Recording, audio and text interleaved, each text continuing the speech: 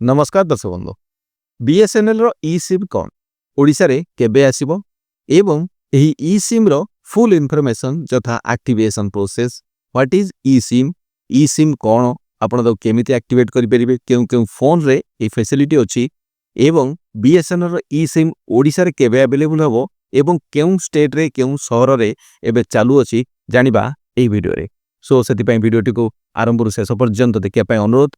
वीडियोटी भल लगिले लाइक करी अन्य मानक सहित शेयर कर देबे एवं चैनल नुआ थिले चैनल को सब्सक्राइब करी पाखरे दिबा बेल आइकन को दबाई देबे। दर्शक बंधु आज आमे आलोचना करिबा बीएसएनएल रो ई सिम विषय रे। हां दर्शक बंधु एबे बीएसएनएल मध्ये नै आसीची एक नूतन डिजिटल सिम सेवा जहाकू ई सिम बोली कहा जाय।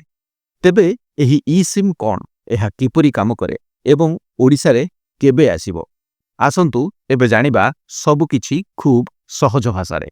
चलंतु प्रथमे जानिबा ई सिम को व्हाट इज ई सिम। दर्शक बंधु जदि आमे देखिबा आमे समस्ते गोटे गोटे फोन रे सिम व्यवहार करंती बा सिम कार्ड व्यवहार करंती जहाकू फोन रे लगाइले नेटवर्क आसे एवं सेथिरे आमे कॉलिंग इंटरनेट भली सुविधा पाइथौ।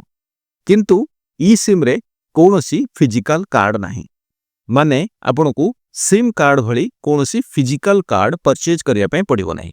ई सिम रो फुल फॉर्म हेउची एम्बेडेड सिम माने एक डिजिटल सिम जहा आपनक फोन मध्यरे ऑलरेडी थाए।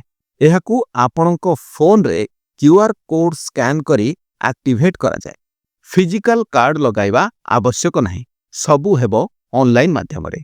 ई सिम किपरि काम करे बीएसएनएल किंबा अन्य ऑपरेटर मानक मध्यरे मध्य ई सिम सेवा अवेलेबल अछि। जदि आपण कोनोसी ऑपरेटर रु ई सिम टीए किनुचंती सेति पय आपनकू कोन करिया पय पड़िबो आपनक फोन रे एक क्यूआर कोड आसीबो। सेही क्यूआर कोड को स्कैन करिले आपनक फोन रे ई सिम ऑटोमेटिक भाबे डाउनलोड हेबो। तापरे आपन नेटवर्क कॉल एवं इंटरनेट उपभोग करि परिबे।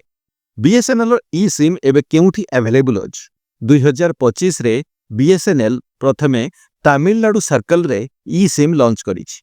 एहा टाटा कम्युनिकेशंस मूव प्लेटफॉर्म माध्यम रे चलिछि। शीघ्र ही एही सेवा ओडिशा वेस्ट बेंगल बिहार झारखंड और अन्य राज्य रे आसीबो।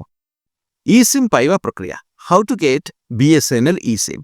आपनक फोन ई सिम सपोर्ट करूछि कि नाही ताहा चेक करंतु।